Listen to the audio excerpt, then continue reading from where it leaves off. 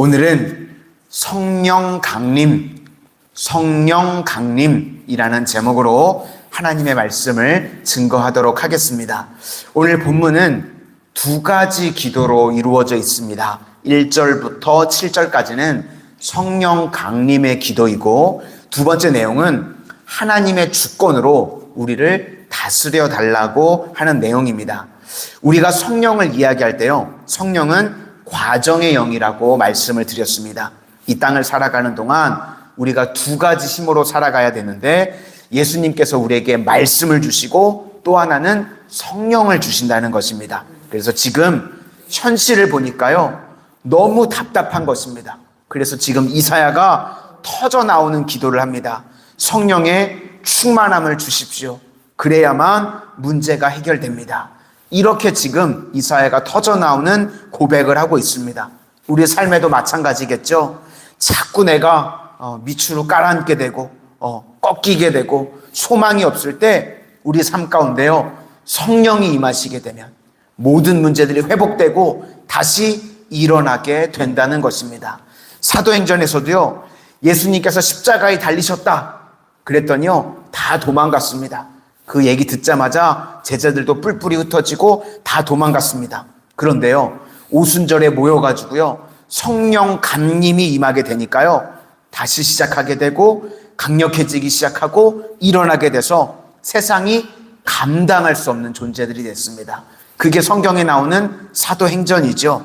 그래서요, 이사야도 지금 기억을 하는 겁니다. 뭘 기억하냐면 이사야서 6장에 기억들 나시나요?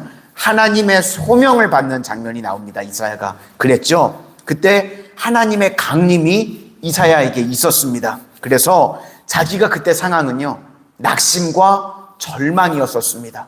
현실을 바라보니까 낙심이 되고 절망한 상황이었는데, 그때 이사야가 하나님의 임재를, 성령의 강림을 체험하니까요, 그때 자기가 살아나게 됐습니다. 그래서 내가 여기 있사오니 나를 보내소서, 이렇게 고백이 터져 나왔었습니다. 그러니까 자기가 살아났던 경험을 기억한 겁니다. 나를 살리셨던 그 성령의 강림이 지금 이스라엘 백성들 전체에게 임하게 해 주십시오. 이렇게 이사야가 고백하고 있다는 것입니다. 우리 삶에도요, 무너져 있고 소망이 없는 것 같은 상황 가운데 혹 계시는 분들이 계시다면 오늘 성령의 임재를 기도하실 수 있기를 바랍니다. 무너지고 깨어지고 소망 없는 모든 것들이 회복되어지고 다시 살아나게 되는 줄로 믿습니다. 우리 1절과 2절을 보시겠습니다. 1절과 2절입니다. 시작. 원하건대 주는 하늘을 가르고 강림하시고 주 앞에서 산들이 진동하기를, 불이 섭을 사르며 불이 물을 끓임 같게 하사 주의 원수들이 주의 이름을 알게 하시며 이방 나라들로 주 앞에서 떨게 하옵소서. 그리고 이제 3절과 4절은요, 과거의 기억입니다. 시내산에서 모세가 율법을 받았을 때 그때 나를 기억하는 것이 칠칠절 또는 이제 오순절이라고 합니다. 율법을 받는 날, 첫 번째 율법을 받았을 때요, 이스라엘 백성들이 뭘 했냐면 금송아지 우상 숭배를 했습니다. 그랬죠? 그래서 그때 3,000명이 죽었습니다. 우상 숭배하는 바람에. 그런데 이제 제2의 오순절 때는 어떤 일이 벌어졌는가? 사도행전 2장을 보니까요, 3,000명이 살아났습니다. 첫 번째 율법을 받을 때는 죄를 짓고 3,000명이 죽었는데, 오순절, 제2의 오순절 때는 어떤 일이 벌어졌냐면 3,000명이 말씀 듣고 회개하고 다시 주께로 돌아오게 됐습니다. 그러니까 하나님, 내가 시내산에서의 하나님의 강림을 기억합니다. 그러니까 또 다른 강림을 주셔서 우리를 살려주십시오. 이런 고백이라는 것입니다. 그래서 두 가지 힘입니다. 시내산에서에는 말씀의 힘이라고 하면 오순절은 성령의 힘. 그래서 성령의 힘이 임하게 되면 좌절과 낙심이 소망과 능력으로 바뀌게 됩니다. 그런 능력과 은혜를 주시고 진동케 해 주십시오 라고 말하고 있습니다. 3절과 4절을 보시도록 하겠습니다. 3절과 4절입니다. 시작. 주께서 강림하사 우리가 생각하지 못한 두려운 일을 행하시던 그때에 산들이 주 앞에서 진동하여 싸우니 주 외에는 자기를 앙망하는 자를 위하여 이런 일을 행한 신을 예부터 들은 자도 없고 귀로 들은 자도 없고 눈으로 본 자도 없었나이다. 그러니까 신의 산을 기억하면서 제2의 성령 강림이 있기를 원합니다.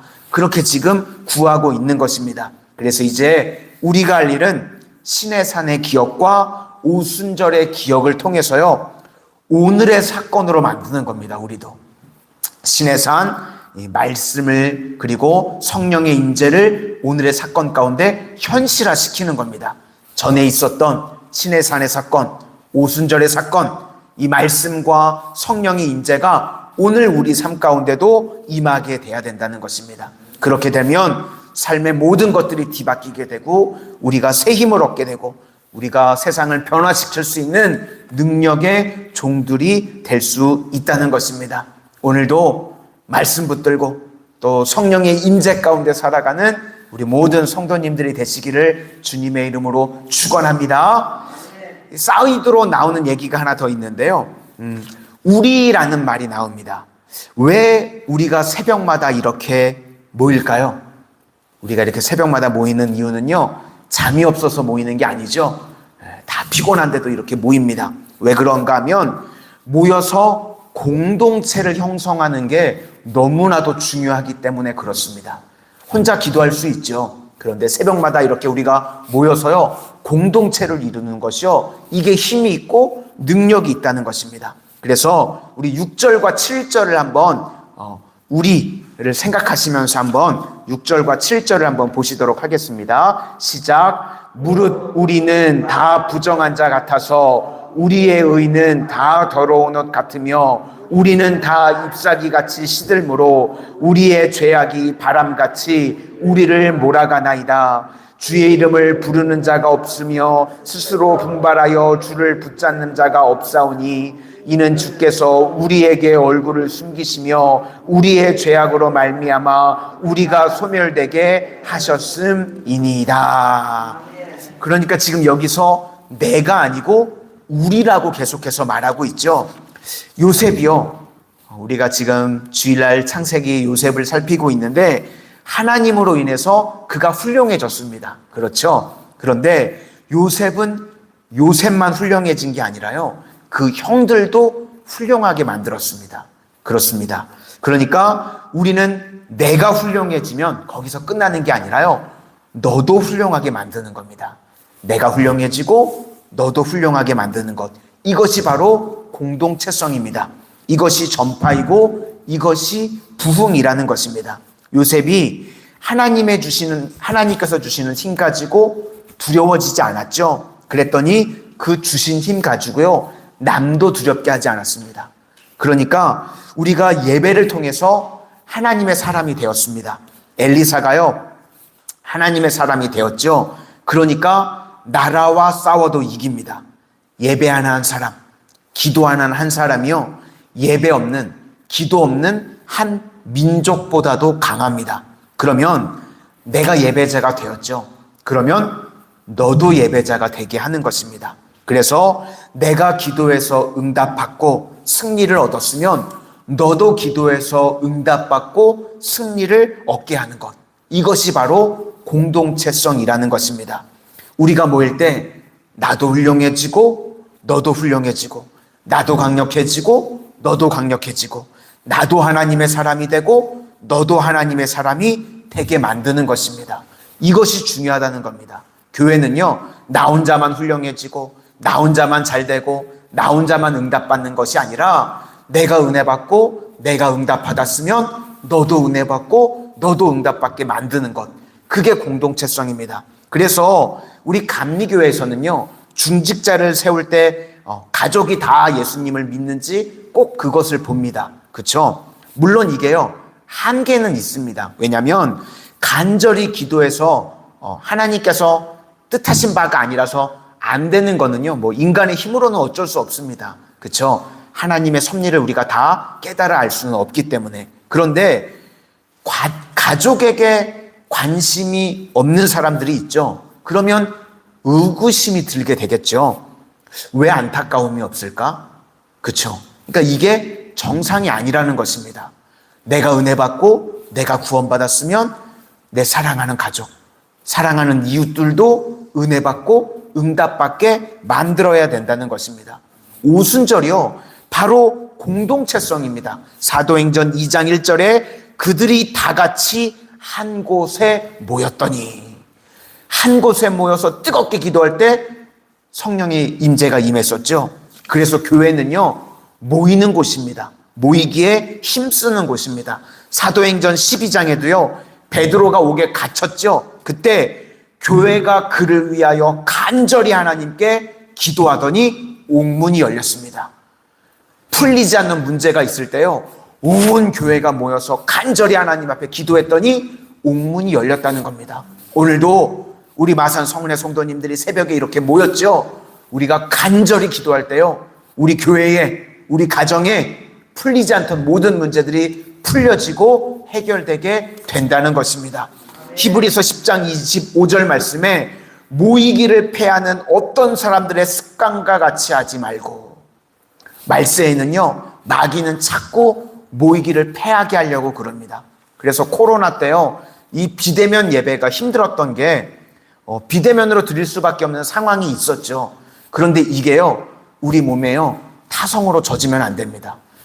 핍박이 오고 그래서 부득이하게 못 모일 수는 있으나 모일 수만 있게 되면 우리가 모이기에 힘써야 할 줄로 믿습니다. 모일 때요, 능력이 있다는 것입니다. 모일 때 하나님의 능력과 은혜를 체험하게 되는데, 우리 모든 성도님들 날마다 모이기에 힘써서 이런 하나님의 은혜와 능력을 체험하는 우리 모든 성도님들 되시기를 바랍니다. 마지막으로 이제 두 번째 기도의 내용은 하나님의 주권인데, 한마디로 하나님 다스려 주십시오, 그 내용입니다.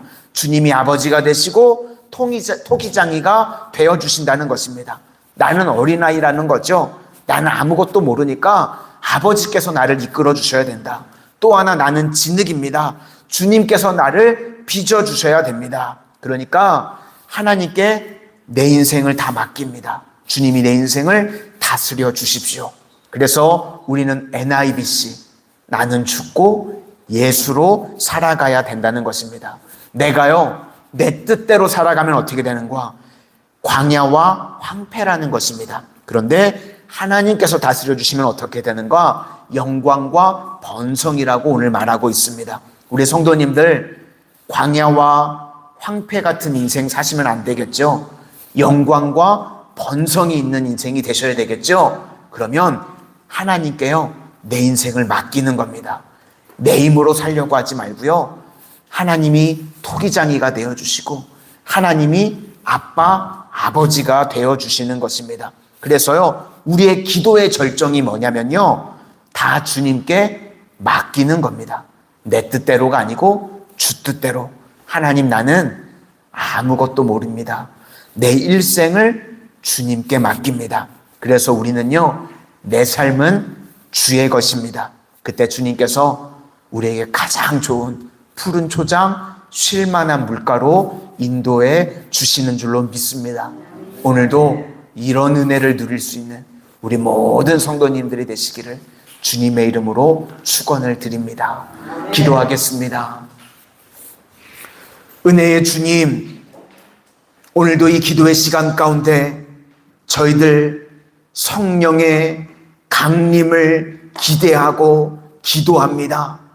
이사야가 좌절과 낙심의 현실 가운데 성령의 강림을 기도했던 것처럼 우리 삶에 무너지고 깨어지고 소망 없는 현실 가운데 성령님께서 임재하여 주셔서 다시금 살아나지고 회복되어지는 은혜의 역사가 임하게 하여 주시옵소서.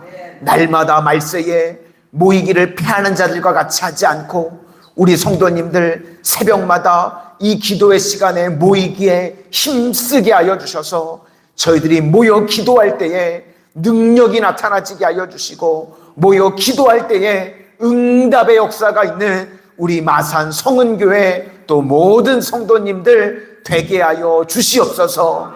오늘도 내 인생, 내 힘으로 살아가지 않게 하시고 내 인생 모든 것들을 주님께 맡깁니다. 주님께서 아빠, 아버지가 되어주시고 토기장이가 되어주셔서 가장 좋은 인생으로 빚어주시고 가장 좋은 길로 인도하여 주시는 은혜를 오늘도 체험케 하여 주시옵소서. 예수님 이름으로 기도드립니다. 아멘.